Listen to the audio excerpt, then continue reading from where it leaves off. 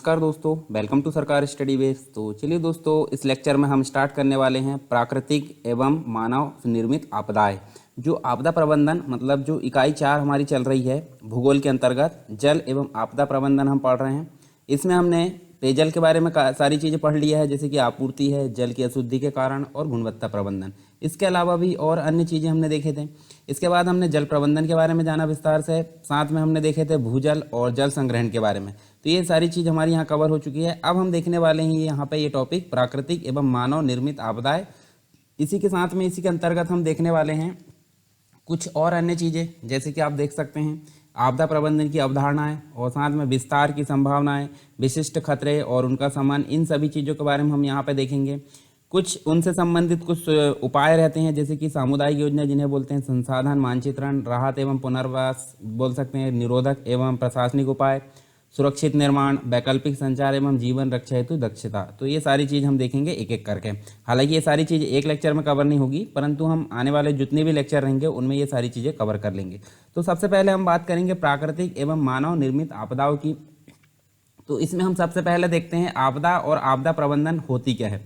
ठीक है, तो जैसे आपदा आपने पढ़ा है, जैसे मान लीजिए कोई चीज़ मतलब जैसे प्रकृति का जो प्रकोप होता है घटित हुआ है। ठीक है, दो चीज़ें होती है, एक रहता है जहाँ पे मानव निवास करता है और एक स्थिति जहाँ रहती है जहाँ मानव निवास नहीं करता है। ठीक है, तो अगर प्रकृति का कोई प्रकोप है यहाँ पे आया है जहाँ मानव एक प्रकार से निवास नहीं करता है, तो निर्जन स्थान पे जहाँ प्रकोप आया उसको एक प्रकार से प्रकोप बोलेंगे। परंतु जहाँ मानव निवास करता है और वहाँ अगर प्रकृति का प्रकोप आया है तो उसको एक प्रकार से क्या बोलेंगे, आपदा बोलेंगे। तो इसके बारे में हम आगे पढ़ने वाले हैं विस्तार से।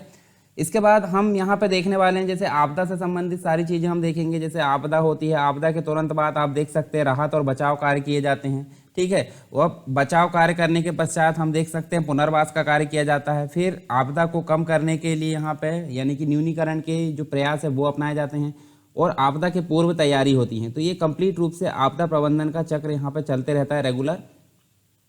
इसके बाद हम यहाँ पे देखने वाले हैं जो आपदा है, आपदा से संबंधित बहुत सारी चीज़ें हम देखेंगे। जैसे कि जो आपदा से संबंधित हम देख सकते हैं एक प्रकार से प्राकृतिक अथवा जो मानव जनित घटना हम इसको बोल सकते हैं। मतलब जो आपदा है एक प्रकार से हम क्या बोल सकते हैं उसको, एक तो वो प्राकृतिक भी होती है, ठीक है, और एक तो मानव निर्मित घटना भी हो सकती है।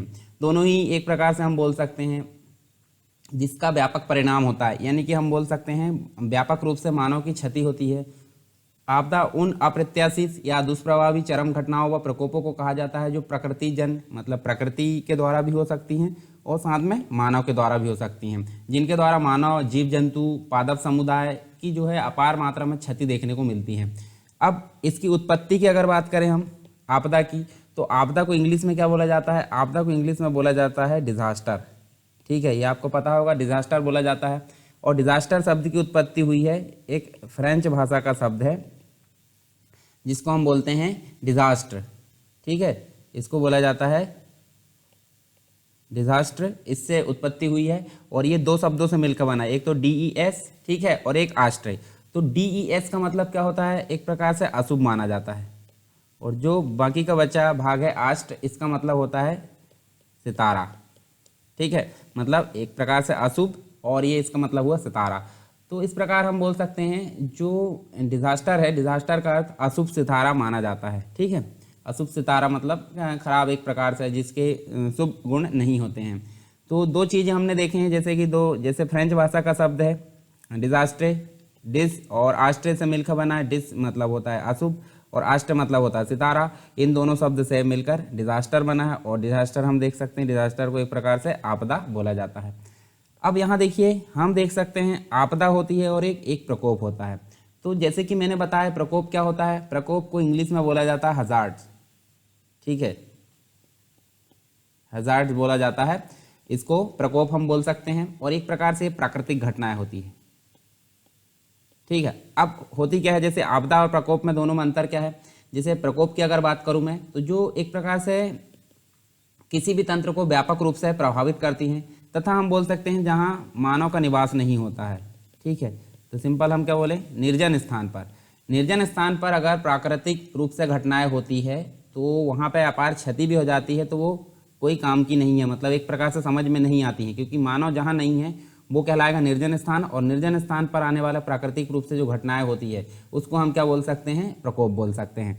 पर उसी के विपरीत अगर देखें यहाँ पे आपदा, तो आपदा जो है, आपदा एक प्रकार से देखें तो एक प्रकार से प्राकृतिक तथा मानवीय घटनाएं हो सकती है, प्राकृतिक भी हो सकती है, साथ में मानवीय घटनाएं भी हो सकती है।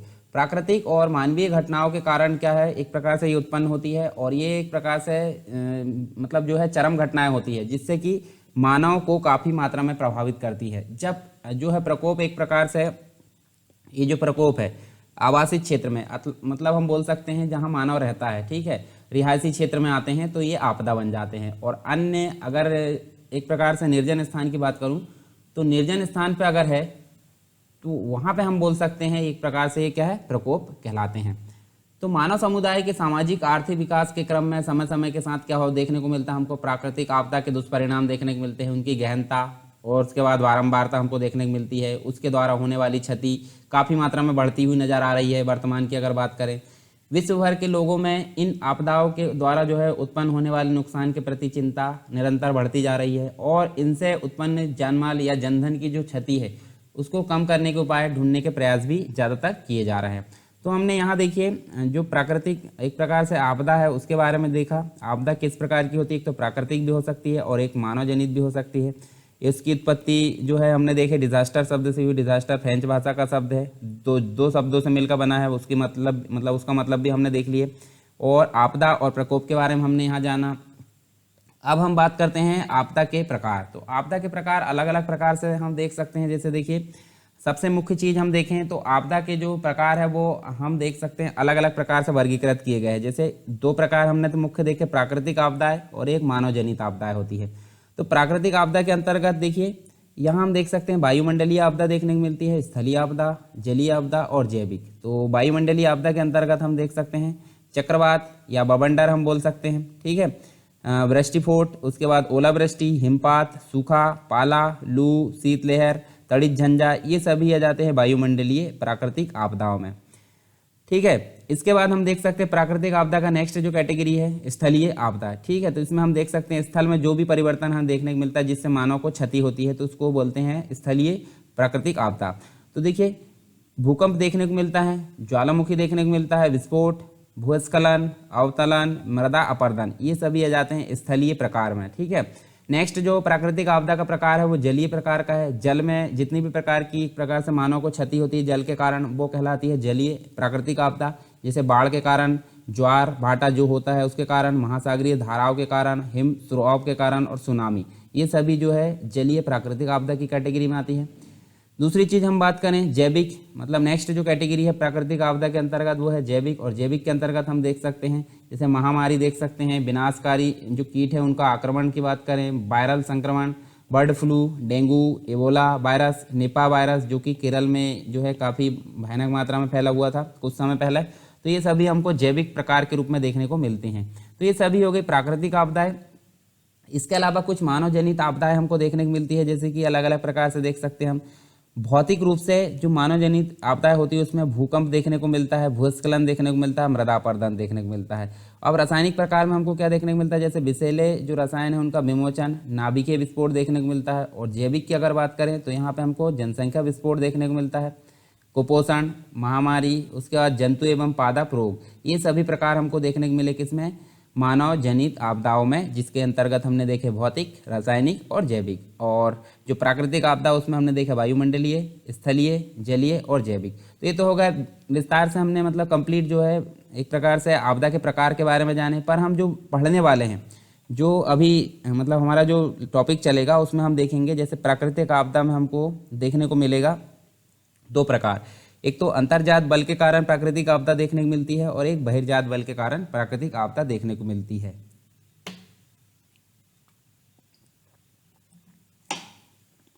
फिर हम देख सकते हैं यहाँ देखिए अगर अंतर्जात बल की बात करें तो यहाँ हमको देखिए भूकंप देखने को मिलता है, सुनामी, ज्वालामुखी, भूस्खलन, ये सभी आ जाते हैं अंतर्जात बल। अंतर्जात बल विस्तार से हमने पढ़ा है विश्व भूगोल के अंतर्गत, आप जाकर उसको पढ़ सकते हैं। हालांकि आप जो है सीक्वेंस में पढ़ा करिए, जैसे अगर मैं पीछे से पढ़ाते आ रहा हूँ तो उसको आप पढ़ा करिए, बीच में से आप छलांग लगा के आगे नहीं जाना है, ठीक है।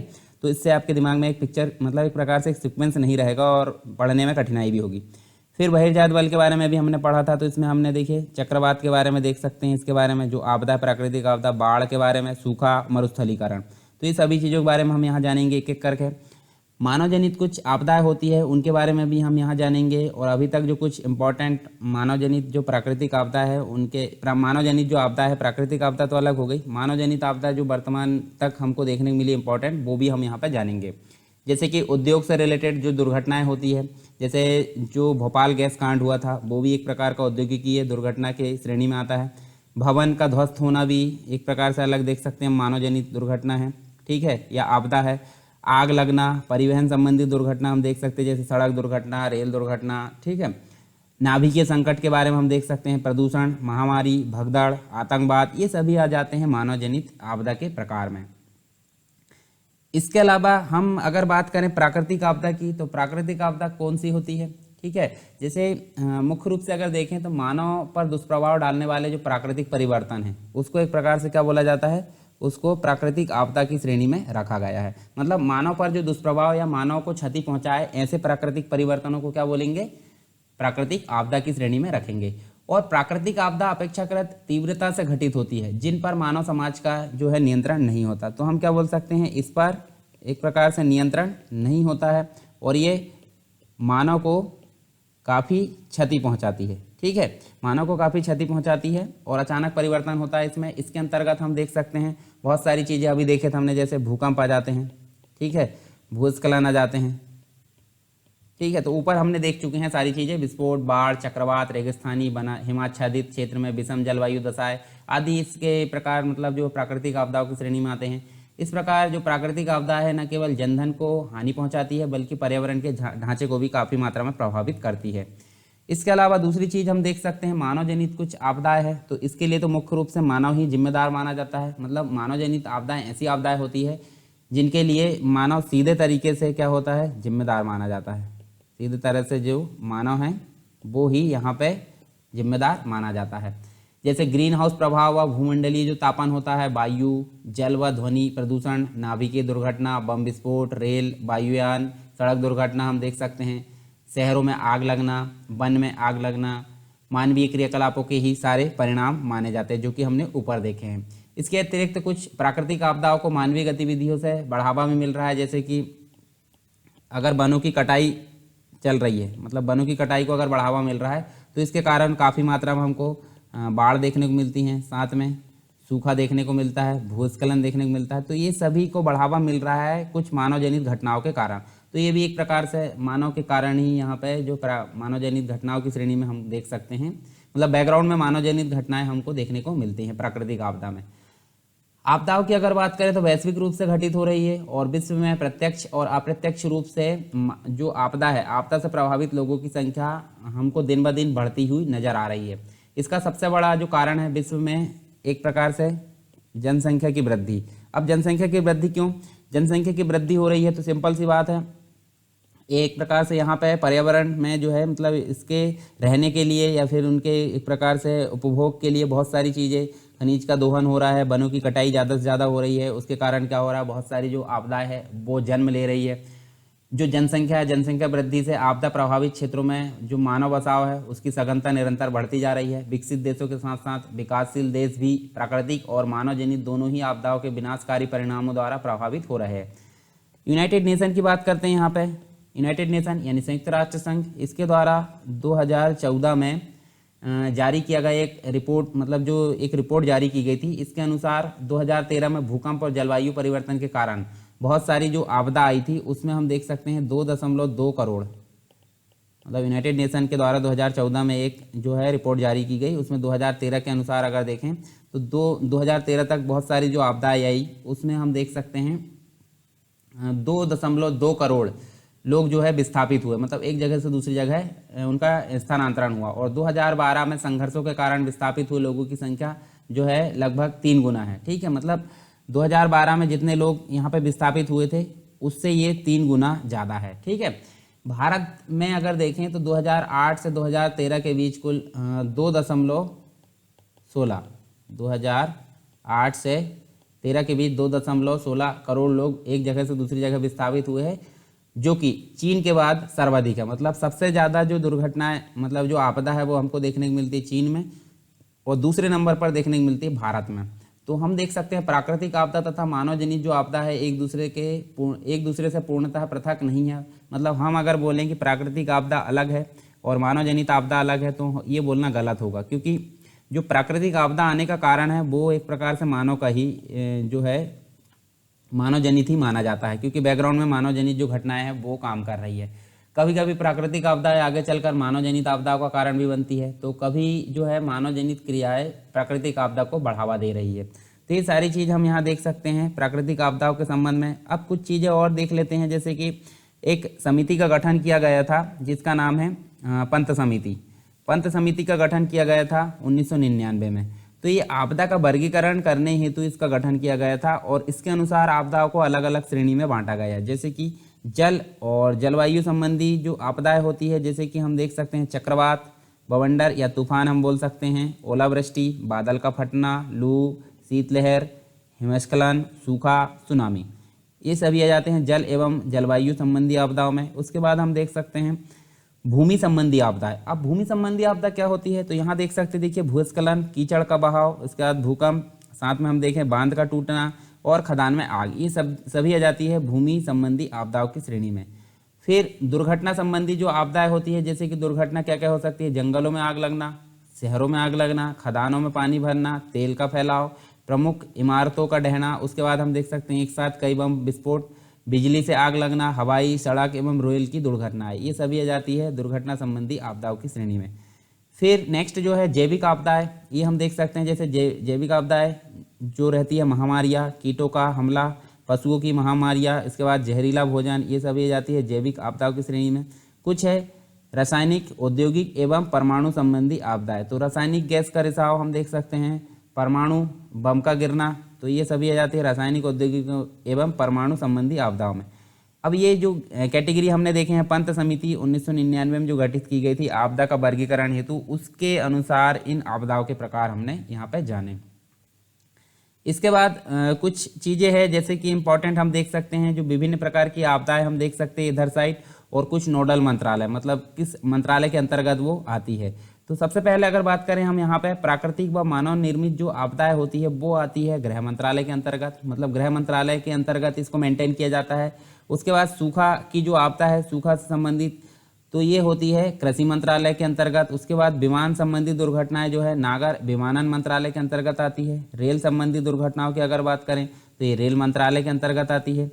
रासायनिक जो आपदा है वो हम देख सकते हैं पर्यावरण मंत्रालय के अंतर्गत आती है। जैविक आपदा की अगर बात करें तो ये स्वास्थ्य मंत्रालय के अंतर्गत, और न्यूक्लियर दुर्घटनाएं जो होती है, ठीक है, वो आती है परमाणु ऊर्जा विभाग के अंतर्गत। तो यहाँ देखिए विभिन्न प्रकार की जो आपदाएं आती है उनको मेंटेन करने का काम इन मंत्रालय का होता है, जो कि अलग अलग प्रकार से सभी आपदाओं के लिए अलग अलग प्रकार से डिवाइड किया गया है। अब बात करते हैं एक मुख्य जो आपदा है जिसके बारे में हम बात करते हैं भूकंप। तो भूकंप को बोला जाता है अर्थक्वेक, ठीक है। इसके बारे में हालांकि हमने पढ़ चुके हैं भूगोल में, पर आपदा से रिलेटेड हम पढ़ रहे हैं इसको अलग से, ठीक है। तो हालांकि कॉन्सेप्ट आपका क्लियर होगा, फिर भी हम यहाँ विस्तार से देखने वाले हैं भूकंप से रिलेटेड। तो भूकंप आप देख सकते हैं एक दृश्य ये भी दिख रहा है आपको भूकंप का। भूकंप के कारण क्या होता है, बड़ी से बड़ी जो मंजिलें होती हैं वो ध्वस्त हो जाती है, ज़मीन का जो है एक प्रकार से बहुत सारा भाग, साथ में भूस्खलन की समस्या भी इसके कारण हमको देखने को मिलती है। कुछ और चीज़ें देखने को मिलती है जैसे कि सुनामी देखने को मिलता है, चक्रवात देखने को मिलता है, तो जिसके कारण हमको बहुत सारा जो है मतलब नुकसान या मानव की क्षति देखने को मिलती है। तो ये भूकंप का बहुत सारे परिणाम देखेंगे यहाँ पे, उसके एक प्रकार से प्रभाव क्या होते हैं, उसके बचाव के क्या क्या मतलब बचाव के लिए हम क्या क्या कर सकते हैं, तो ये सारी चीज़ों के बारे में हम यहाँ विस्तार से देखेंगे भूकंप से रिलेटेड। तो चलिए यहाँ पे हम सबसे पहले देख लेते हैं भूकंप संबंधी चीज़ें। तो भूकंप को एक प्रकार से क्या बोला जा सकता है, आकस्मिक कंपन, मतलब अचानक से जो भूपृष्ठ पर जो कंपन होता है, आकस्मिक कंपन होता है, उसको एक प्रकार से भूकंप बोला जाता है। और ये भूगर्भ में जो चट्टानें हैं, चट्टानों के लचीलेपन या एक प्रकार से जो समस्थिति है उसके कारण होने वाला समायोजन का परिणाम होता है एक प्रकार से। तो ये आकस्मिक कंपन होता है भूपृष्ठ पर, इसको हम एक प्रकार से भूकंप बोल सकते हैं। और यह प्राकृतिक व मानवीय दोनों कारणों से होता है, मतलब इसके जो कारण है वो कौन कौन से हो सकते हैं, एक तो प्राकृतिक कारण भी हो सकता है और एक मानव या कृत्रिम कारण भी हो सकता है। अब प्राकृतिक कारण में क्या क्या हो सकते हैं, जैसे प्राकृतिक कारण में ज्वालामुखी क्रिया के फलस्वरूप हम देख सकते हैं भूकंप आता है। विवर्तनिक जो क्रिया होती है, प्लेट विवर्तनिक जो अस्थिरता होती है उसके कारण भूकंप निर्मित होता है। संतुलन स्थापना के प्रयास में भूकंप आता है। वलन व भ्रंश जो वलन होता है, मतलब एक प्लेट दूसरी प्लेट के सामने से आ रही है और एक दूसरे मतलब एक जो भारी प्लेट है वो नीचे चली जाएगी और हल्की प्लेट ऊपर चली जाएगी, तो इसके कारण भी हमको भूकंप देखने को मिलता है। भ्रंश के कारण भी भूकंप देखने को मिलता है, मतलब एक प्लेट दूसरी प्लेट से दूर जा रही है तो बीच में भी हमको एक प्रकार धंसाव के कारण भी भूकंप देखने को मिलता है। भूगर्भिक गैसों का फैलाव होता है, उसके कारण भी हमको एक प्रकार से भूकंप देखने को मिलता है। प्रत्येक जो चट्टान है उसमें तनाव सहने की एक क्षमता होती है और उसके बाद यदि तनाव बल और अधिक हो जाए तो चट्टान टूट जाती है, ठीक है, और टूटा हुआ भाग पुनः अपने स्थान पर वापस आ जाता है। तो इस प्रकार चट्टान में भ्रंश की घटनाएं होती रहती है और भूकंप भी आते रहते हैं। अब भूकंप यहाँ हम देख सकते हैं कुछ कृत्रिम प्रयास भी देखें तो भूकंप निर्मित करने में काफ़ी सहायक होते हैं, जैसे कि मानवीय क्रियाओं में हम देख सकते हैं अवैज्ञानिकता, मतलब वैज्ञानिक ढंग से कुछ काम न किए जाके अवैज्ञानिकता का परिणाम होते हैं। अवैज्ञानिक जो क्रियाएं होती है, ठीक है, उसके कारण भूकंप उत्पन्न होता है जो कि मानवीय श्रेणी में आता है। इस संदर्भ में अगर देखें तो विवर्तनिक रूप से अस्थिर प्रदेश में जो सड़कें बनाई जाती है, ठीक है, बांध बनाए जाते हैं, विशाल जो जलाशय तालाब बनाए जाते हैं, इनके निर्माण के कारण भी एक प्रकार से भूकंप देखने को मिलता है, जो कि मुख्य उदाहरण है कृत्रिम या मानव निर्मित भूकंप का, ठीक है। इसके अलावा परमाणु परीक्षण से भी हमको एक प्रकार से भूकंप उत्पन्न होता हुआ दिखता है, तो ये मुख्य कारक हम देख सकते हैं यहाँ पे, मतलब काफ़ी उत्तरदायी है परमाणु परीक्षण भूकंप के लिए।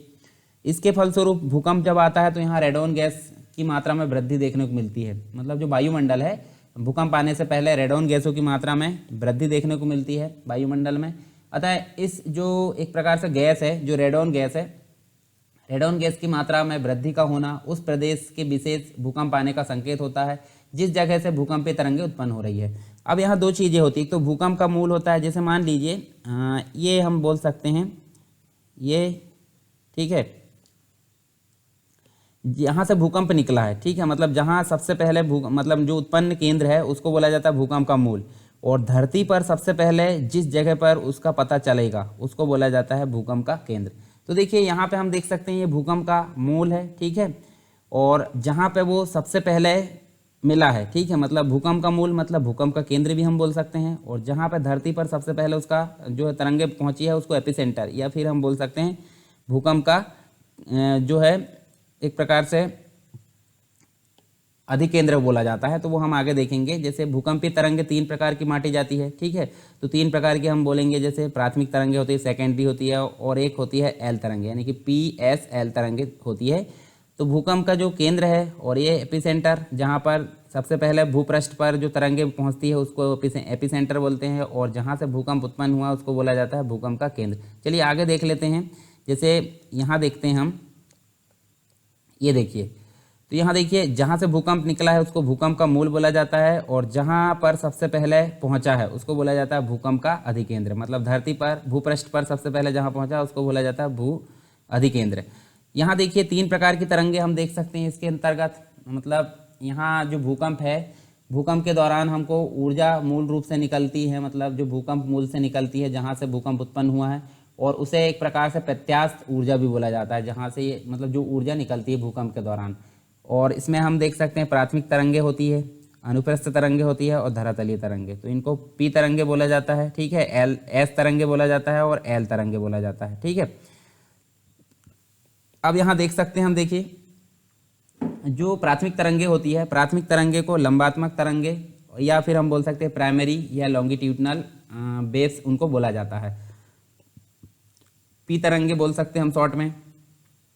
और सर्वाधिक इनकी तीव्रता, मतलब तीव्रता बहुत अधिक होती है, और एक प्रकार से ये ठोस के साथ साथ जो तरल है, मतलब तरल माध्यम, दोनों में ये गतिमान होती है। हालांकि थोड़ा गति में परिवर्तन देखने को मिलता है, परंतु गति दोनों में होती है, किसकी, प्राथमिक तरंगे की, ठोस और तरल में, मतलब इनको P तरंगे भी बोला जा सकता है। और इसके अलावा इनकी जो तीव्रता है वो सर्वाधिक होती है, ठोस और तरल दोनों में ये गति या चल सकती है एक प्रकार से।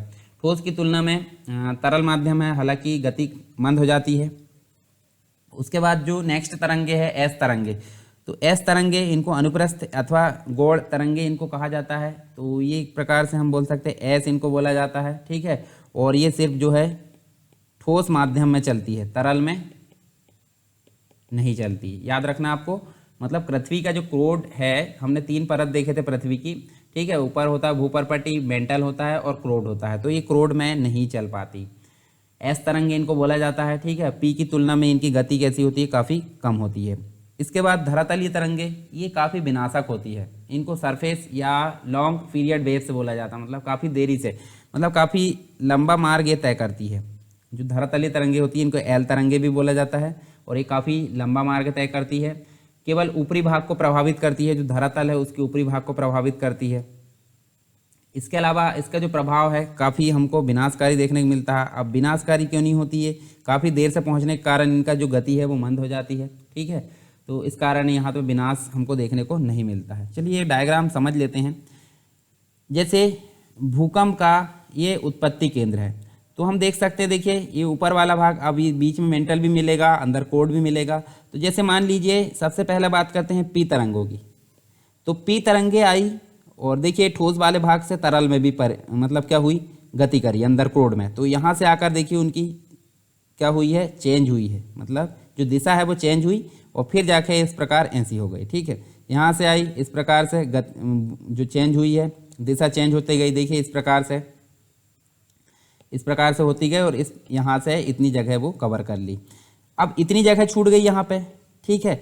तो ये जो जगह है, तो हम इसको क्या बोल सकते हैं, इसको बोल सकते हैं पी तरंगों का छाया क्षेत्र। मतलब जहाँ पे तरंगे नहीं पहुँच पाती है उसको बोला जाता है छाया क्षेत्र। तो यहाँ पे पी तरंगे पहुँची क्या, नहीं, तो इसको बोला जाता है पी तरंगों का छाया क्षेत्र। अब जो एस तरंगे है, एस तरंगों की बात करें तो हमने देखा है ये सिर्फ ठोस में गति करती है, तो यहाँ तरल में नहीं करती। तो ठोस भाग कौन सा है, ऊपर भाग, ठीक है। तो ये गति करी देखिए यहाँ से, और ये जैसी तरल मिला तो यहाँ से ये कट गई, ठीक है। इधर वाला भाग, अब इधर वाली जो तरंगे है वो हम देख सकते हैं, इधर देखिए यहाँ तक आई है। इधर वाला जो भाग है यहाँ से लेके यहाँ तक का जो भाग है, यहाँ से एस तरंगे नहीं गुजरी है, मतलब नहीं पहुँची है। तो ये कंप्लीट रूप से एस तरंगों का छाया क्षेत्र कहलाएगा। पर अगर देखें पी तरंगों का छाया क्षेत्र, पी तरंगों का छाया क्षेत्र हमको 103 से लेकर 142 तक देखने को मिलता है। इधर भी 103 से लेकर 142 तक देखने को मिलता है। और जो एस तरंगे उनका छाया क्षेत्र हमको 103 से लेकर दूसरे तरफ के 103 तक हमको देखने को मिलता है। तो ये हमने देखे यहाँ पे किसके बारे में, पी और एस तरंगों की गति, मतलब जो है जो गतिमान रहती है या कहाँ कहाँ से गुजर सकती है वो हमने यहाँ पे देखा। इसके बाद हम कुछ स्केल के बारे में जान लेते हैं जिनके माध्यम से जो भूकंप की तीव्रता है वो मापी जाती है। जैसे कि संवेदनशील यंत्र है ये, जिनसे भूकंप की तीव्रता मापी जाती है, जैसे इनको भूकंप लेखी कहा जाता है या फिर सिस्मोग्राफ इनको कहा जाता है। 3 प्रकार की स्केल होती है, जैसे कि रॉसी-फेरल स्केल, इसका जो मापक होता है 1 से लेकर 11 रखा जाता है। मर्केली स्केल की बात करें तो यह है अनुभव जो है प्रधान एक प्रकार से स्केल मानी जाती है और इसका जो मापक है 1 से 12 रखा जाता है। रिक्टर स्केल की अगर बात करें तो लघु गणकीय मापक होता है जिसकी तीव्रता 0 से 10 तक होती है और रिक्टर स्केल पर प्रत्येक अगली इकाई पिछली इकाई की तुलना में 10 गुना अधिक तीव्रता रखती है। तो 3 स्केल है, काफ़ी सहायक है भूकंप की तीव्रता मापने के लिए, Rossi-Feral scale, Mercalli scale, Richter scale, तीनों आपको याद रखना है, ठीक है। उसके बाद हम जैसे अगर बात करें स्केल जो है, ये तीनों स्केल प्रत्येक जो अगली इकाई है, मतलब हम देखें तो यहाँ देखिए ये तो हमने देख लिया रिक्टर स्केल के बारे में। जो समान भूकंपीय तीव्रता वाले स्थान उसको मिलाने वाली जो भूकंप रेखा है उसको क्या बोला जाता है, समभूकंपीय रेखा। समभूकंपीय रेखा इसको बोला जाता है। किसको बोला जाता है समभूकंपीय रेखा, समान भूकंपीय तीव्रता वाले स्थानों को मिलाने वाली रेखा को समभूकंपीय तीव्रता मतलब जो रेखा है वो बोला जाता है। एक ही समय पर आने वाले जो भूकंपीय क्षेत्र को मिलाने वाली रेखा को भी नाम दिया गया है जिसको बोला जाता है होमीसिस्मल लाइन, ठीक है। किसको बोला जाता है होमीसिस्मल लाइन, ये बोला जाता है एक ही समय में आने वाले जो भूकंपीय क्षेत्र है उसको मिलाने वाली रेखा को बोला जाता है होमीसिस्मल लाइन बोला जाता है, ठीक है। अब विश्व में कुछ भूकंपों का वितरण है वो हम देख लेते हैं। तो यहाँ तो देखिए ये चीज़ तो हमने देख ली है, एस तरंगे यहाँ से नहीं गुजरती है, इधर तक गुजरती है, ठीक है। और पी तरंगे अंदर कोड से भी गुजर जाती है, तो हमने देखे थे, ठीक है। हालांकि मुड़ जाती है, इसके कारण छाया क्षेत्र हमको देखने को मिलता है, ये भी हमने देख लिए। अब विश्व में भूकंप का वितरण देख लेते हैं, उसके बाद हम बाकी अन्य चीज़ देखेंगे। तो देखिए यहाँ पे विश्व हम देख सकते हैं भूकंपीय वितरण देख सकते हैं। देखिए यहाँ पे जैसे सबसे अधिक भूकंप हमको प्रशांत महासागर में देखने को मिलता है। प्रशांत महासागर बोले तो आप देख सकते हैं दक्षिण अमेरिका से लेकर नीचे हम देख सकते हैं, देखिए नीचे वाले भाग से ऊपर तक उत्तरी अमेरिका, और फिर यहाँ जाकर देखें तो यूरोप वाला जो क्षेत्र, एशिया वाला जो क्षेत्र है, रूस बोले तो देखिए ये देख सकते हैं, जापान तरफ से गुजरते हुए देखिए फिलीपींस, यहाँ से हम देख सकते हैं इधर वाला क्षेत्र ऑस्ट्रेलिया से होते हुए, ये पूरा जो कंप्लीट भाग है ये कहलाता है प्रशांत महासागर। ठीक है, प्रशांत महासागर में हमको काफ़ी अधिक ज्वालामुखी देखने को मिलते हैं। तो ये जो पेटी है, मतलब जो प्रशांत महासागरीय तटीय पेटी है, इसमें हमको काफ़ी मात्रा में भूकंप देखने को मिलते हैं। तो इसके अलावा अगर देखें तो मध्य महाद्वीपीय पेटी देखने को मिलती है और मध्य अटलांटिक पेटी। तो 3 कैटेगरी में डिवाइड किया गया। मतलब विश्व में भूकंपों का वितरण हम देख सकते हैं उन्हीं क्षेत्रों से संबंधित है जो अपेक्षाकृत कमजोर और अव्यवस्थित है। भूकंप के ऐसे क्षेत्र मोटे तौर पर अगर देखें तो 2 विवर्तनिक घटनाओं से संबंधित होते हैं, प्लेट के किनारों के सहारे तथा भ्रंश के सहारे। ठीक है, भ्रंश के सहारे भी हमको भूकंप देखने को मिलते हैं और प्लेट के किनारों के सहारे भी भूकंप देखने को मिलते हैं। विश्व में भूकंप की कुछ एक प्रकार से विस्तृत पेटियाँ जो हमने देखे हैं, प्रशांत महासागरीय तटीय पेटी, मध्य महाद्वीपीय पेटी और मध्य अटलांटिक पेटी। तो चलिए एक एक करके हम देख लेते हैं।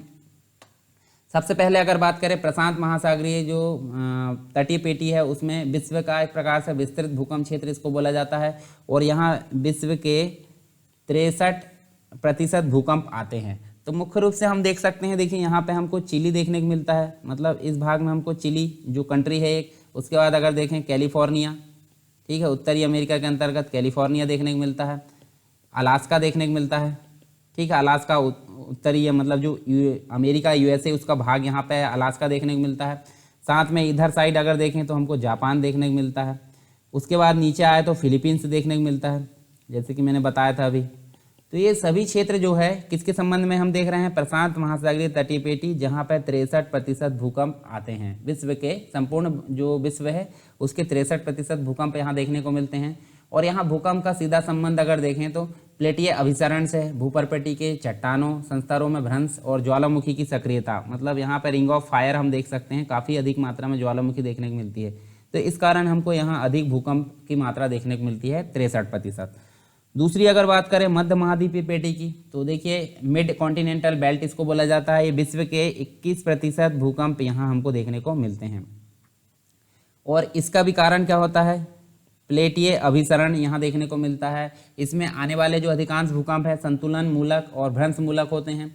जैसे अटलांटिक महासागर, भूमध्य सागर को पार करके देखें आल्प्स, काकेशस, हिमालय जैसी नवीन पर्वत श्रेणियाँ हैं, इससे दक्षिण में मुड़ जाती है और दक्षिण पूर्वी द्वीपों में जाकर प्रशांत महासागरीय पेटी में मिल जाती है। तो ये सभी क्षेत्र हमको देखने को मिलते हैं भूकंप के। ठीक है, इसके हम देखें तो यहाँ देख सकते हैं, देखिए इधर वाले क्षेत्र में और इधर तक, ये देखिए इधर वाले क्षेत्र में हम देख सकते हैं मध्य महाद्वीपीय पेटी इसको बोला जाता है। इसके बाद मध्य अटलांटिक पेटी हमको देखने को मिलती है।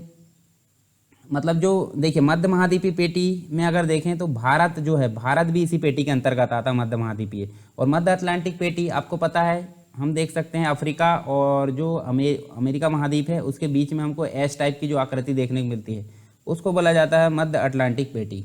तो देखिए यहाँ पे हम देखें तो यह एक प्रकार से जो आइसलैंड है उत्तर से लेकर नीचे जो बॉबेट द्वीप है दक्षिण में, इस तक विस्तृत मानी जाती है। सर्वाधिक भूकंप जो है भूमध्य रेखा के आसपास देखने को मिलते हैं। भूमध्य रेखा के आसपास मतलब यहाँ कहीं पे हमको जो है ये वाली रेखा 0 डिग्री जो रेखा है वहाँ पे देखने को मिलते हैं। सामान्यतः इस पेटी में हमको कम तीव्रता वाले भूकंप देखने को मिलते हैं और प्लेटों के अपसरण से देखने को मिलते हैं। यहाँ दोनों में प्लेटीय अभिसरण से देखने को मिला और यहाँ पे अपसरण के कारण देखने को मिला। ठीक है, रूपांतरण और भ्रंश के कारण यहाँ पे भूकंप देखने को मिले। तो ये तो था कुछ भूकंप का विश्व में वितरण, काफ़ी इंपॉर्टेंट हम देख सकते हैं। 63%, 21% और बाकी बचा मध्य अटलांटिक पेटी में देखने को मिलता है जिसकी तीव्रता कम होती है। तो देखिए यहाँ पे आप देख सकते हैं एक और आपको देखने को मिल रहा है, जैसे मध्य जो अटलांटिक है वो हमको यहाँ पे देखने को मिलता है। ठीक है, ये वाले भाग में मध्य महाद्वीपीय पेटी आपको इस प्रकार से देखने को मिलती है, ये वाला जो भाग है यहाँ से। ठीक है, भारत भी इसी भूकंप क्षेत्र में आता है, हिमालय वाला क्षेत्र आप देख सकते हैं। और प्रशांत महासागरीय जो पेटी है वो आप देख सकते हैं उत्तर अमेरिका, दक्षिण अमेरिका और इधर जापान है। ठीक है, उसके बाद देखें फिलीपींस है, इस वाले क्षेत्र में हमको देखने को मिलती है। चलिए आगे देखते हैं। यहाँ पे भी आप एक और मैप है, इसके बारे में भी अगर देखें तो यहाँ देख सकते हैं, देखिए ये प्रशांत महासागरीय पेटी हम देख सकते हैं, ये वाला भाग और इधर वाला भाग भी। उसके बाद मध्य अटलांटिक पेटी आप देख सकते हैं, ये वाली। उसके बाद यहाँ नीचे देखें मध्य महाद्वीपीय पेटी जिसके अंतर्गत भारत भी आता है, वो आप देख सकते हैं। प्रधान क्षेत्र जो काले कलर के दिख रहे हैं और साधारण क्षेत्र आपको दिख रहा है डॉट डॉट में। ठीक है, तो जहाँ प्रधान क्षेत्र है वहाँ अधिक भूकंप की संभावना देखने को मिलती है। भारत में भूकंप की अगर बात करें हम, तो भारत में भूकंप देखिए, आप ये चित्र देख सकते हैं। अधिक भारत में जो भूकंप है उसको 4 कैटेगरी में बांटा गया है, ठीक है। पहले 5 थे, पर जो पहला नंबर है उसको गायब कर दिया गया, क्योंकि वहाँ पे नाम मात्र के भूकंप एक प्रकार से संभावना देखने को मिलती है। पर सबसे अधिक जो संभावना है वो हम देख सकते हैं, देखिए ऊपर हिमालय वाले क्षेत्र में हमको देखने को मिलती है, देखिए पूर्वोत्तर वाले भाग में, कुछ गुजरात वाले भाग में, कुछ तटीय भाग में देखने को मिलती है। उसके बाद जॉन 4 की अगर बात करें तो इसमें थोड़ा कम देखने को मिलता है, ठीक है। उसके बाद जॉन 3 में हमको ये देखिए, ये मध्य प्रदेश के आसपास, महाराष्ट्र, गुजरात, राजस्थान में देख सकते हैं, उत्तर प्रदेश में देख सकते हैं, बिहार के कुछ भाग में देख सकते हैं, तो इधर वाले भाग में देखने को मिलती हैं। और जॉन 2 में हमको ये जो अन्य भाग है वो देखने को मिलता है। तो इस प्रकार अगर देखें तो 4 भाग हमको देखने को मिलते हैं भूकंप के संभावित क्षेत्र। तो अब इसका कारण क्या है, मतलब जो मुख्य कारण है भारत में भूकंप आने का, वो एक तो है भारतीय प्लेट। भारतीय प्लेट मतलब इधर वाली जो प्लेट है, ऊपर वाली जो प्लेट है यूरेशियन प्लेट बोला जाता है, ठीक है। भारतीय प्लेट का यूरेशियन प्लेट के साथ टकराव होने के कारण यहाँ पे भूकंप की संभावना देखने को मिलती है भारत में। इसके अतिरिक्त अगर देखें तो हमारी जो पृथ्वी है वो वामावर्त अर्थात एंटी क्लॉकवाइज दिशा में घूम रही है, और घूर्णन और स्थानांतरण के परिणाम स्वरूप जो बलूचिस्तान है उसमें तथा भारत म्यांमार पर्वतमालाओं में एक प्रकार से जो पार्श्विक सर्पण है वो देखने को मिलता है, जिससे इन क्षेत्रों में भी भूकंप देखने को मिलता है, ठीक है। इधर साइड एरिया में अगर देखें तो हिमालय का पर्वतीय भाग एवं उत्तर का जो मैदानी भाग है भूकंप की दृष्टि से अत्यधिक संवेदनशील क्षेत्र माना जाता है। ये वाला जो ऊपर का भाग अगर बात करें यहाँ पे, जिससे यहाँ पे भूकंप आते रहते हैं। और पिछली 1 सदी की अगर बात करें तो इस क्षेत्र में अनेक बड़े बड़े भूकंप देखने को मिलते हैं, जिनमें अगर देखें तो असम वाले भाग में हमको देखने को मिलता है, कांगड़ा, बिहार वाले भाग में, नेपाल, उत्तरकाशी, इन क्षेत्रों में काफ़ी मात्रा में भूकंप देखने को मिलते हैं। अब भारत के अंतर्गत देखें तो प्रायद्वीपीय पठार, प्रायद्वीपीय पठार आप देख सकते हैं, हमने पढ़ा था कंप्लीट रूप से भूआकृतिक प्रदेशों के बारे में। तो प्रायद्वीपीय पठार आपको त्रिभुज के आकार का दिखता है। तो देखिए प्रायद्वीपीय पठार अपेक्षाकृत अधिक विस्तृत भूभाग है और न्यूनतम भूकंपों का क्षेत्र भी माना जाता है, ठीक है। कुछ समय पहले जो भूवैज्ञानिक है उन्होंने एक नया सिद्धांत प्रतिपादित किया था, जिसके अनुसार अगर देखें तो लातूर है, उस्मानाबाद जो कि महाराष्ट्र में है, इसके अलावा जो कृष्णा नदी है उसके साथ साथ भ्रंश रेखा विकसित की गई थी, जहाँ पर देखें तो ऊर्जा संग्रह होता है तथा इसकी जो विमुक्ति है भूकंप का कारण बनती है। मतलब जो कृष्णा नदी है उसमें जो भ्रंश हो रहा है वहाँ साइड में, तो उसके कारण भी हमको भूकंप देखने को मिलता है। इसके अलावा देखें तो भारत का जो कोई भी प्रदेश है वो भूकंप रहित नहीं माना जाता, ठीक है। हालांकि जोन 1 को खत्म कर दिया गया है, जोन 5 तक हमको जो है क्षेत्र इसके देखने को मिलते हैं। भारतीय जो प्लेट है उसके उत्तरी ओर खिसकाव के कारण उसमें जो है एक प्रकार से दबाव उत्पन्न होता है, और बल के कारण पठारी भाग के आंतरिक भागों में ऊर्जा का प्रभाव बढ़ जाता है, जिसके कारण भूकंप की उत्पत्ति देखने को मिलती है। कुछ जो भूगर्भिक रूप से जो स्थिर भारतीय प्लेट है उसमें अनेक प्रकार के भ्रंश देखने को मिलते हैं, जहां बड़े बड़े भूकंप की आशंका बनी रहती है। भारतीय अफ्रीकन प्लेट के संगम पर स्थित होने के कारण जो कुछ वर्ष पहले हम देख सकते हैं गुजरात में भी हमको भूकंप देखने को मिलते हैं। अब गुजरात में देखिए कई बार भूकंप देखने को मिले। 2001 की बात करें हम यहाँ पे, तो 2001 में कच्छ के भुज क्षेत्र में आए भूकंप का मुख्य कारण जो कि इसका एक प्रकार से सर्वाधिक संभावित क्षेत्र मतलब जोन 5 की श्रेणी में वो आता है, मतलब काफ़ी खतरनाक है। और इस क्षेत्र में छोटे छोटे प्लेटों के अंतर प्लेटीय गतिविधियों के कारण दबाव जनित जो बल है वो उत्पन्न होते रहते हैं।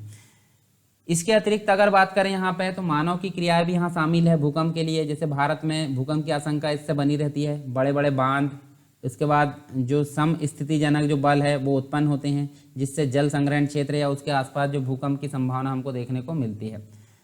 1967 में भी हमको इस प्रकार की स्थिति, मतलब जो महाराष्ट्र है, महाराष्ट्र के कोयना में एक प्रकार से भूकंप आया था, जो कि इसी का उदाहरण देखने को मिलता है। मतलब जो बड़े बड़े बांध है वो भूकंप के लिए एक प्रकार से भूकंप जनित होते हम बोल सकते हैं। इसके बाद ये तो हमने देख लिए भूकंप के कुछ क्षेत्र है, ठीक है। अलग अलग जो पेटी है वो आप देख सकते हैं यहाँ पे, देखिए ये देखिए इधर से जो पेटी है भूकंप की हमको देखने को मिलती है। नीचे भी आप देखें तो यहाँ पे भी आपको देखने को मिलेगी, ये देखिए ये मतलब जो पूर्वी तट है उसमें भी देखने को मिलता है, पश्चिमी तट में भी देखने को मिलता है, कुछ यहाँ बेल्लारी कर्नाटक के आसपास देख सकते हैं, ठीक है। ये देखिए ये वाले भाग है मध्य प्रदेश के बीच से, ये भी हमको भूकंप का क्षेत्र देखने को मिलता है। राजस्थान का कुछ भाग देख सकते हैं। चलिए अब यहाँ पे हम देख लेते हैं एक और चीज़। देखिए इस प्रकार से भी आप इसको देख सकते हैं, जैसे कि हमने पहले बात करें जोन 1 तो आपको नहीं दिख रहा, देखिए जोन 1 यहाँ पे खत्म हो गया, मतलब जो वाइट वाला एरिया दिख रहा है ये भूकंप वाला एरिया नहीं है, इसलिए इसको समाप्त कर दिया गया है। अब क्षेत्र 2 में हम देख सकते हैं भूकंप का जो परिमाण है देख सकते हैं। देखिए यहाँ पे राजस्थान का कुछ भाग, मध्य प्रदेश, उत्तर प्रदेश का भाग, नीचे आप देख सकते हैं देखिए महाराष्ट्र है। उसके बाद हम देख सकते हैं कर्नाटक, तमिलनाडु, केरल वाला भाग, इधर देख सकते हैं उड़ीसा, आंध्र प्रदेश वाला भाग देख सकते हैं। तो ये जो कंप्लीट भाग है वो जोन 2 में आता है, ठीक है, क्षेत्र 2 में देख सकते हैं भूकंप का क्षेत्र। फिर उसके बाद तीसरा भाग जो देखें हम तो उसमें हम देख सकते हैं 4 से लेकर 6.5 तक, वो तो हम आगे देखेंगे। जोन मतलब जो 3 है या क्षेत्र 3 में अगर देखें तो हमको क्या क्या देखने को मिलता है। देखिए राजस्थान का कुछ भाग, गुजरात का भाग, नीचे मध्य प्रदेश की बात करें, महाराष्ट्र है, कर्नाटक है, केरल की बात कर लेते हैं, यहाँ उड़ीसा, आंध्र प्रदेश थोड़ा सा। उसके बाद यहाँ देखें छत्तीसगढ़ है, बिहार है, झारखंड है, पश्चिम बंगाल, ये वाला जो क्षेत्र ऊपर देखें उत्तर प्रदेश, राजस्थान वाला क्षेत्र हम देख सकते हैं। तो ये कंप्लीट रूप से जोन 3 में आता है। जोन 4 की अगर बात करें तो जोन 4 आपको देखिए पहाड़ी क्षेत्रों में देखने को मिलता है, हिमालयी क्षेत्रों में देखने को मिलता है, देखिए ये कंप्लीट रूप से। अब जोन 5 की बात कर लेते हैं। जोन 5 काफ़ी खतरनाक है, जैसे गुजरात में कुछ क्षेत्र देखने को मिलता है, पहाड़ी क्षेत्र में भी ये देखिए हमको यहाँ देखने को मिलता है। देखिए ऊपर उत्तराखंड वाले क्षेत्र में, कुछ पूर्वोत्तर वाले भाग में भी हमको देखने को मिलता है। देखिए यहाँ पे आपको जोन 5 देखने को मिलता है, काफ़ी घातक होता है ये, मतलब काफ़ी तीव्र मात्रा में इनकी जो होती है विनाशक होते हैं ये काफ़ी। तो ये जोन 5 की श्रेणी में आता है। अब देखिए यहाँ पे आपको जोन हमने देखे थे 4 प्रकार के जोनों में बांटा गया है, यानी कि जोन 1 को समाप्त कर दिया गया है। तो यहाँ देखिए जोन 2 जो कम तीव्रता वाले भाग है, मतलब जिसमें मैग्नीट्यूड जो रहता है 6 से कम रहता है, स्केल के द्वारा जो मापी जाती है। तो यहाँ देखिए हम देख सकते हैं देश का शेष जो है 46% हिस्सा हम देखें तो इसी भूकंप क्षेत्र के अंतर्गत आता है। और मतलब देखें यहाँ देखिए 43% देखने को मिला है, मतलब 46% या 43% के आसपास। जोन 3 की अगर बात करें तो मध्य तीव्रता होती है, और ये देखें तो यहाँ पे 7 से मतलब लगभग 7 इसकी तीव्रता होती है। जैसे केरल है, गोवा, गुजरात, उत्तर प्रदेश, पश्चिम बंगाल, पंजाब के कुछ हिस्से में, राजस्थान, मध्य प्रदेश, बिहार, झारखंड, इसके अलावा छत्तीसगढ़, महाराष्ट्र, उड़ीसा, आंध्र प्रदेश, तमिलनाडु, कर्नाटक, टोटल मिलाकर 27% वाले एरिया में हमको जोन 3 वाले भूकंप देखने को मिलते हैं। जोन 4 में अगर देखें तो अति तीव्रता, अर्थात हम बोल सकते हैं यहाँ पे जो है इसकी जो तीव्रता होती है 8 होती है, और मुख्य रूप से ये देखने को मिलता है जम्मू कश्मीर वाले एरिया में, हिमाचल प्रदेश के कुछ क्षेत्र, सिक्किम, उत्तर प्रदेश, उत्तर जो उत्तरी क्षेत्र है, गंगा यमुना का दोआब है, पश्चिमी बिहार है, पश्चिमी तट है, महाराष्ट्र है, छोटा नागपुर महाराष्ट्र का छोटा सा क्षेत्र है। उसके बाद देखें राजस्थान का पश्चिमी भाग, दिल्ली, यमुना तट, दिल्ली का जो पूर्वी भाग है। इसके अलावा सहादरा की बात करें, मयूर बिहार, लक्ष्मीनगर, गुड़गांव, ये सभी क्षेत्र आ जाते हैं। टोटल मिलाकर 18% वाले भाग जो कि आते हैं जोन 4 के अंतर्गत, जिसकी तीव्रता 8 होती है। उसके बाद जोन 5 जो काफ़ी अत्यधिक तीव्रता होती है, जिसमें 9 या उससे अधिक होते हैं। और उत्तर पूर्वी भारत, जम्मू कश्मीर, हिमाचल प्रदेश, उत्तराखंड, कच्छ का रण जो कि गुजरात में है, उत्तरी बिहार के कुछ भाग, अंडमान निकोबार द्वीप समूह जो कि एक केंद्र शासित प्रदेश है, इन सभी भागों को मिलाकर टोटल मिलाकर 12% भाग में ये भूकंप क्षेत्र देखने को मिलते हैं, जो कि टोटल मिलाकर मतलब जो देखें तो जोन 5 जो अत्यधिक तीव्रता वाले भाग उसमें आते हैं। इसके बाद जो भूकंपी क्षेत्र उसके नवीन वर्गीकरण के अंतर्गत हम यहाँ पे देखने वाले हैं, जैसे जो भारतीय मानक ब्यूरो है, BIS जिसे बोलते हैं, ब्यूरो ऑफ स्टैंडर्ड जो इंडिया है, उसके ब्यूरो ऑफ इंडिया स्टैंडर्ड की बात करें तो इसने जो है देश के 54% क्षेत्र को नए मानकों के निर्धारण कर 5 के स्थान पर 4 भूकंपी क्षेत्र, मतलब हमने देखे थे 2nd, 3rd, 4th और 5th, ये 4 मिलाकर मतलब 4 क्षेत्रों में यहाँ विभाजित किया गया है। यह एक प्रकार का नया वर्गीकरण जो मॉडिफाइड इंटेंसिटी थी, जिसे हम mm से दर्शाते हैं, इंटेंसिटी स्केल के आधार पर। जैसे कि यहाँ देखिए mm मतलब इंटेंसिटी, इनकी तीव्रता कितनी होती है, इसके आधार पर 4 भागों में इसको बांटा गया है। जिसमें हम देखें तो जो पहला भाग था उसको समाप्त कर दिया गया है, केवल हम देख सकते हैं दूसरा, तीसरा, चौथा, 5वां ये टोटल शेष रह गए हैं। तो भारत में कुछ भूकंप आए हैं, उनको हम देख लेते हैं। जैसे कि 26 अप्रैल 2015 की बात करते हैं तो देखिए यहाँ पे एक भूकंप आया था उत्तर भारत, उत्तर पूर्वी भारत में देखें तो यहाँ देखिए 2 लोगों की मृत्यु हुई है। केंद्र देखें तो यहाँ देखिए कोडारी नेपाल से लेकर 17 किलोमीटर दक्षिण तक था, और मैग्नीट्यूड इसका क्या था, 6.7 था। 25 अप्रैल 2005 को एक भूकंप आया उत्तर भारत, उत्तर पूर्वी भारत में, तो ये 6000 लोगों की यहाँ मृत्यु हुई। केंद्र इसका था नेपाल से 34 किलोमीटर पूर्व में, 7.8 इसका मैग्नीट्यूड था। 18 सितंबर 2011 को भूकंप आया गंगटोक, सिक्किम के अंतर्गत, तो यहाँ देख सकते हैं 118 लोगों की यहाँ मृत्यु हुई। पूर्वोत्तर भारत में शक्तिशाली भूकंप दिल्ली, कोलकाता, लखनऊ और जयपुर यहाँ देखने को ये मिला। 6.9 इसका मैग्नीट्यूड था, तीव्रता। 8 अक्टूबर 2005 को भूकंप आया कश्मीर में, तो ये 1,30,000 लोगों की यहाँ मृत्यु हुई। ठीक है, इस्लामाबाद से उत्तर पूर्व श्रीनगर, कांगड़ा, जम्मू कश्मीर ये भाग इसमें प्रभावित हुए। 7.6 यहाँ पे हमको देखने को मिली मैग्नीट्यूड। कुछ और भूकंप देख लेते हैं, जैसे कि 26 दिसंबर 2004 को उत्तरी सुमात्रा, पश्चिमी तट भारत, श्रीलंका, मालदीव में भूकंप देखने को मिला। 2,83,106 लोगों की यहाँ मृत्यु हुई। दुनिया के इतिहास में तीसरा सबसे भीषण भूकंप। भारत में जो सुनामी है 15,000 लोग यहाँ पे मारे गए और 8.9 यहाँ मैग्नीट्यूड था। 26 जनवरी 2001 को गुजरात का जो भुज क्षेत्र है, भुज क्षेत्र एक प्रकार से बोले तो यहाँ पे आया था और 20,000 लोगों की यहाँ मृत्यु हुई। भारतीय गणतंत्र दिवस के दिन जो है गुजरात भूकंप में एक प्रकार से हजारों लोग यहाँ पे मारे गए। 7.6 इसका मैग्नीट्यूड था। इसी के अलावा हम देखें तो 29 मार्च 1999 को चामोली उत्तराखंड में हमको एक भूकंप देखने को मिला। 103 लोगों की यहाँ मृत्यु हुई और 6.8 इसका मैग्नीट्यूड था। 20 अगस्त 1998 को यहाँ पे भूकंप देखने को मिला। भारत नेपाल सीमा पर 1,000 लोगों की मृत्यु हुई और घायल अगर देखें तो 6,553 लोग यहाँ पर घायल हुए और 6.3 से 6.7 इसका मैग्नीट्यूड था। 22 मई 1997 को एक भूकंप आया जबलपुर मध्य प्रदेश के अंतर्गत। 39 लोगों की मृत्यु हुई और इसकी तीव्रता 6.0 थी। 30 सितंबर 1993 को भूकंप आया लातूर महाराष्ट्र के अंतर्गत। 40,000 लोगों की मृत्यु हुई जिसकी तीव्रता 6.2 थी। तो ये देखें हमने कुछ भूकंप, नवीन भूकंप जो क्षेत्र है उसके आधार पर देखें कि कुछ क्षेत्र हमने देखें 4 प्रकार के जो हमने पहले देख चुके हैं यहाँ पे, और भारत में आए कुछ भूकंप है उनके बारे में हमने यहाँ पे पढ़ा है। इसके अलावा भूकंप के कुछ प्रभाव देखने को मिलते हैं हमको। काफ़ी विनाशक प्रभाव होते हैं, यानी कि सदैव एक प्रकार से विध्वंसक होता है, विनाशकारी होता है। केवल बसे हुए क्षेत्रों में भूकंप आने से ही एक प्रकार से आपदा संकट उसको माना जा सकता है। अन्य स्थानों पर अगर आता है तो उसको प्राकृतिक प्रकोप माना जाता है। मतलब जो प्राकृतिक घटनाएं होती है वो अगर रहवासी क्षेत्र में आती है तो उसको बोला जाता है क्या, आपदा। और रहवासी क्षेत्र नहीं है और निर्जन क्षेत्र है वहाँ बोला जाता है उसको एक प्रकार से प्रकोप। ठीक है, तो भूकंप के कारण यहाँ पे हम देखें तो प्राकृतिक पर्यावरण में कई तरह के परिवर्तन देखने को मिलते हैं। तो परिवर्तन हम क्या क्या देख सकते हैं, जैसे धरातल में दरारें देखने को मिलती है भूकंपी तरंगों से।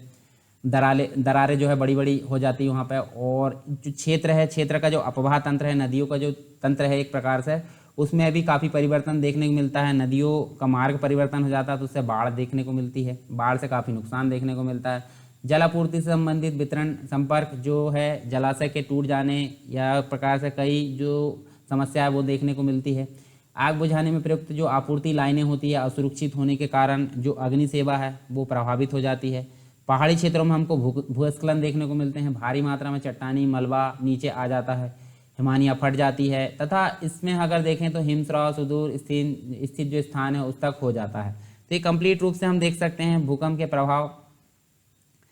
इसके अलावा जो भूकंप है, भूकंप का मानवीय जीवन एवं अन्य जो जीव जंतु उस पर भी व्यापक प्रभाव पड़ता है। सड़क टूट जाती है, पुल टूट जाता है, रेल पटरियाँ, हवाई पट्टी तथा संबंधित जो बुनियादी सेवाएं वो भी काफ़ी यहाँ पर क्षतिग्रस्त हो जाती है। उसके कारण परिवहन नेटवर्क पर काफ़ी गंभीर प्रभाव पड़ता है। बिजली तथा जो संचार के साधन होते हैं वो उसमें भी एक प्रकार से संपर्क उनका बाधित हो जाता है, जिसके कारण ट्रांसमिशन टावर ट्रांसपोंडर काम करना बंद कर देता है। कभी कभी तो हमको नगर तथा गांव जो है पूर्णतः नष्ट होते हुए दिखते हैं। हजारों लाखों की संख्या में लोगों की मृत्यु हो जाती है तथा संपूर्ण जीवन यहाँ पे अस्त व्यस्त हो जाता है भूकंप के कारण। इसके अलावा उदाहरण हम देख सकते हैं 1993, जैसे कि हमने देखे हैं 1993 में लातूर में आया जो भूकंप, उससे लगभग हम देख सकते हैं 40,000 लोगों की यहाँ पे मृत्यु देखने को मिलती है। तो काफ़ी मतलब जो है गंभीर प्रभाव देखने को मिलते हैं भूकंप के। अब भूकंप से बचने के कुछ उपाय होते हैं। हालांकि हम इसको जो है रोक नहीं सकते, परंतु सावधानी अगर रखें तो बचाव हो सकता है। तो देख लेते हैं जैसे भूकंप से बचने के उपाय। तो देखिए भूकंप एक प्रकार की प्राकृतिक आपदा है, ये हमने देखें, जिसका एक प्रकार से अगर देखें तो मानव के पास कंट्रोल नहीं है। मतलब मानव उसको नियंत्रित नहीं कर सकते या मानव के बस में नहीं है। हम भूकंप को ना तो नियंत्रित कर सकते हैं और ना ही उसे रोक सकते हैं। इसके अलावा विकल्प एक ही है हमारे पास में, इससे निपटने की पूर्व तैयारी कर सकते हैं, तैयारी रखी जा सकती है और इसके प्रभाव को कम करने का प्रयास किया जा सकता है। तो कुछ उपाय हम देख सकते हैं जो कि काफ़ी इंपॉर्टेंट है।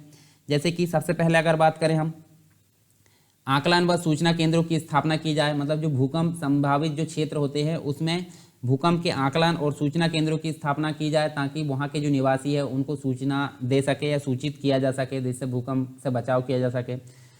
जीपीएस की अगर बात करें, ग्लोबल पोजिशनिंग जो सिस्टम होता है उसकी सहायता से जो विवर्तनिक प्लेट है उसकी हलचल का पता लगाया जा सकता है और भूकंप से बचा जा सकता है।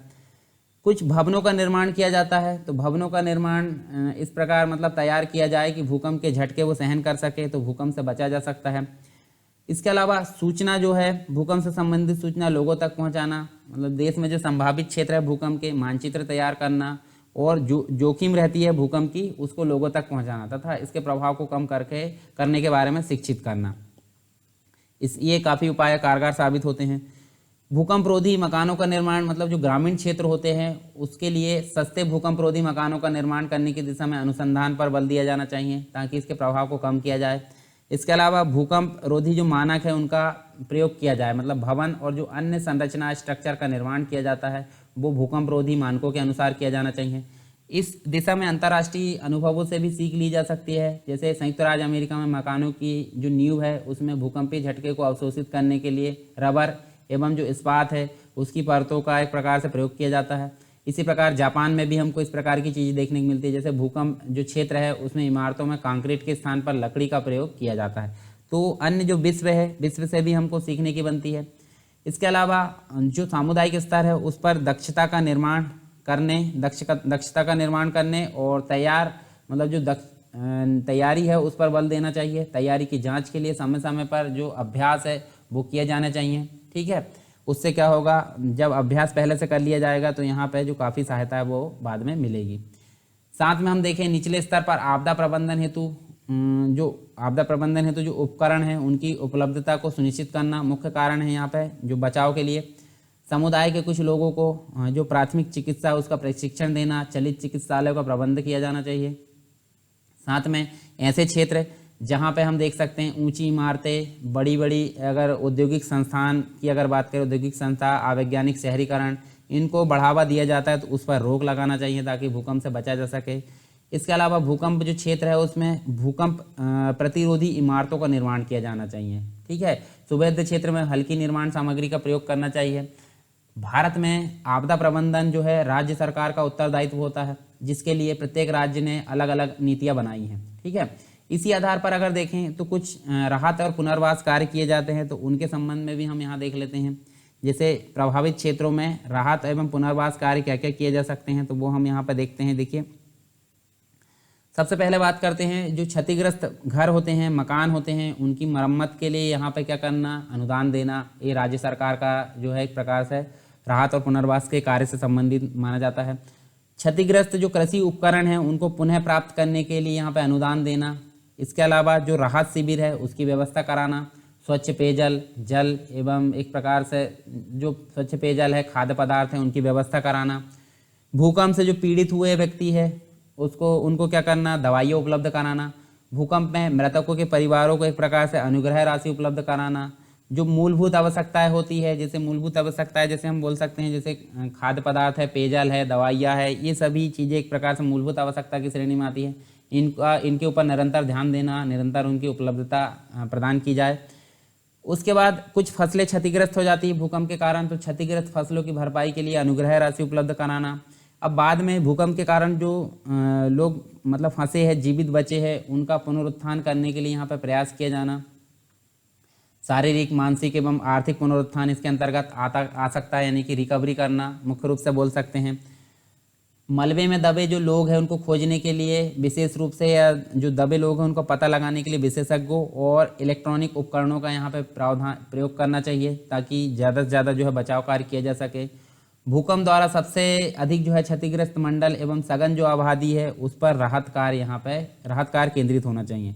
तो कुछ राहत कार्य है, ये एक प्रकार से देखने को मिले हमको। राज्य का केंद्रित विषय माना जाता है, राज्य के अंतर्गत ये चीज़ें हमको देखने को मिलती है।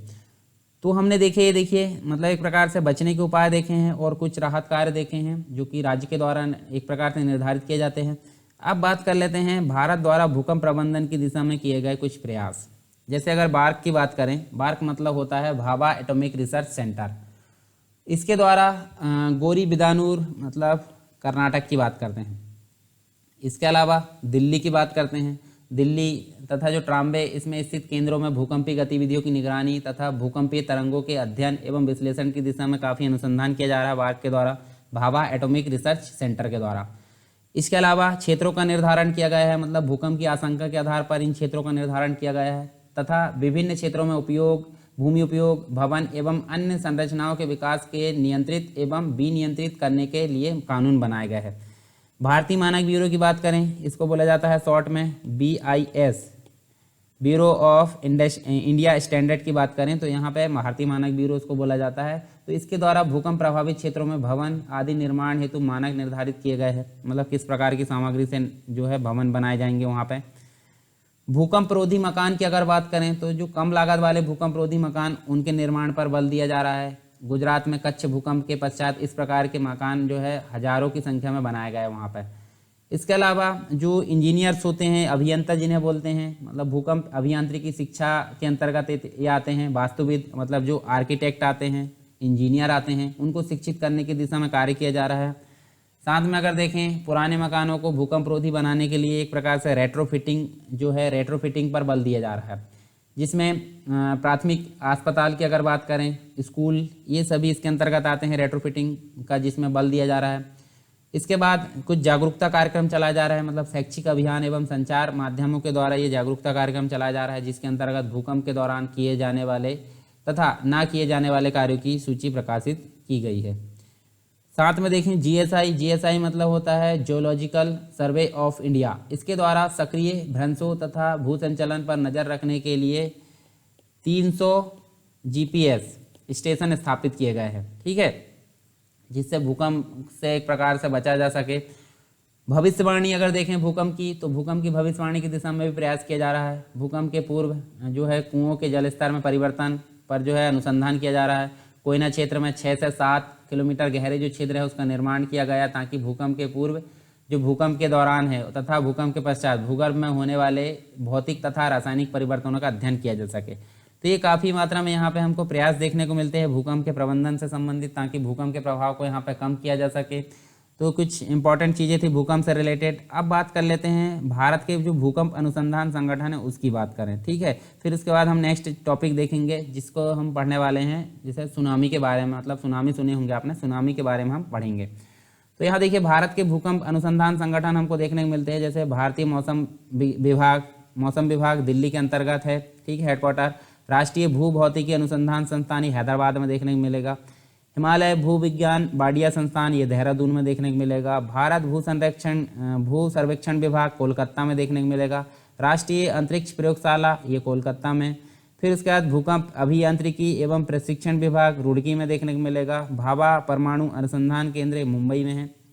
भारतीय खदान संस्थान ये धनबाद में है। भारतीय प्रौद्योगिकी संस्थान खड़गपुर में है। और भारतीय प्रौद्योगिकी जो संस्थान है वो मुंबई में है। 2 हम देख सकते हैं यहाँ पे। तो हमने भूकंप के बारे में सारी चीज़ें यहाँ पे देखें। अब हम देख लेते हैं वापस से हमने क्या क्या चीज़ें पढ़े हैं, फिर हम नेक्स्ट टॉपिक के बारे में देखेंगे कि हमको क्या पढ़ना है, ठीक है। तो चलिए यहाँ पे हमने देखा है कुछ प्राकृतिक आपदाएं और मानव जनित आपदाएं के बारे में हम कुछ डेफिनेशन देखे थे, कुछ प्रकार देखे थे, तो उनके बारे में फिर से हम एक बार देख लेते हैं ताकि दिमाग में आपके पिक्चर क्रिएट हो जाए। तो देखिए जैसे कि हम पढ़ रहे हैं आपदा एवं आपदा प्रबंधन के बारे में, तो हम देख सकते हैं प्राकृतिक और मानव जनित आपदा होती है, उसकी उत्पत्ति कैसे हुई वो हमने देखे हैं।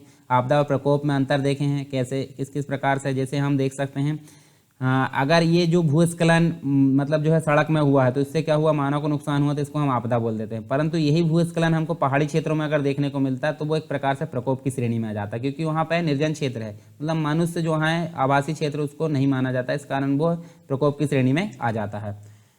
इसके बाद हमने देखे आपदा के कुछ प्रकार देखे हैं, जैसे प्राकृतिक आपदा और मानव जनित आपदा। प्राकृतिक आपदा में हमने देखे वायुमंडलीय, स्थलीय, जलीय और जैविक। और मानव जनित में हमने देखे भौतिक, रासायनिक और जैविक। ये 3 चीज़ें हमने यहाँ पे देखे। आपदा के प्रकार के बारे में हमने और दूसरा जो विभाजन वो हमने देखे यहाँ पे, जैसे प्राकृतिक और मानव जनित आपदाएं क्या होती है। कुछ पंत समिति 1999 में गठित की गई आपदा वर्गीकरण के लिए, उसके बारे में देखें, जैसे जल एवं जलवायु संबंधी आपदाएं, भूमि संबंधी आपदाएं, दुर्घटना संबंधी आपदाएं, जैविक आपदाएं, रासायनिक, औद्योगिक और परमाणु संबंधी आपदाएं देखें।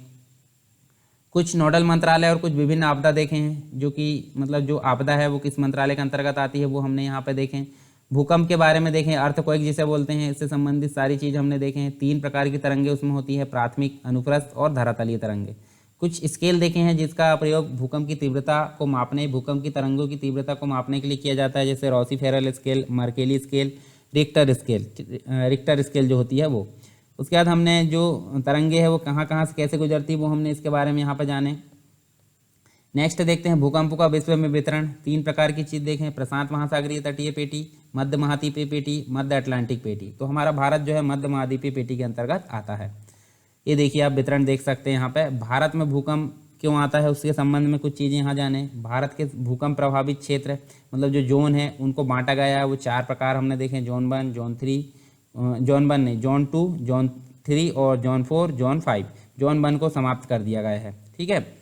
इसके अलावा कुछ भूकंप आए थे भारत में, वो उसके बारे में हमने देखें। भूकंप के प्रभाव के बारे में देखें, भूकंप से बचने के उपाय देखें। कुछ राज्य के द्वारा कुछ राहत और पुनर्वास कार्य किए जाते हैं, वो हमने यहाँ पे देखें। इसके बाद भारत द्वारा भूकंप प्रबंधन की दिशा में किए गए कुछ प्रयास देखे और भारत में भूकंप अनुसंधान संगठन के बारे में देखा। तो ये कंप्लीट रूप से हमारा भूकंप का जो है यहाँ पे टॉपिक एंड हो गया है और कुछ हमने डेफिनेशन देखे आपदा प्रबंधन से रिलेटेड। अब नेक्स्ट जो हम पढ़ेंगे वो पढ़ेंगे सुनामी के बारे में। हम इसमें नहीं पढ़ेंगे, इसमें पढ़ेंगे तो काफ़ी लंबा लेक्चर ये हो जाएगा, तो हम नेक्स्ट लेक्चर में इसको पढ़ेंगे और कुछ अन्य जो आपदा है उनके बारे में भी पढ़ेंगे। तो लेक्चर आपको कैसा लगा ज़रूर आप कमेंट करें, बताएं, लाइक करें, शेयर करें। तो आप ये सारी प्रतिक्रिया हैं देते चले। और एक और चीज़ आपको ये बार बार ध्यान में रखना होगा, जो टेलीग्राम चैनल है उससे आप ज्वाइन हो जाए और उसी में मतलब इसकी लिंक आपको डिस्क्रिप्शन बॉक्स में मिल जाएगी और उसी के नीचे आपको मुख्य जो परीक्षा है MPPSC की उसके उत्तर लेखन अभ्यास से संबंधित एक टेलीग्राम ग्रुप है, उसकी लिंक भी आपको वहीं मिल जाएगी, तो उसमें भी आप ज्वाइन हो सकते हैं। और प्रतिदिन जो है उत्तर लिखकर अपने अभ्यास को एक प्रकार से मतलब जो उत्तर लेखन परीक्षा है उसमें पास होने के लिए एक प्रकार से मजबूती प्रदान करें। तो चलिए दोस्तों मिलते हैं नेक्स्ट लेक्चर में, तब तक के लिए जय हिंद।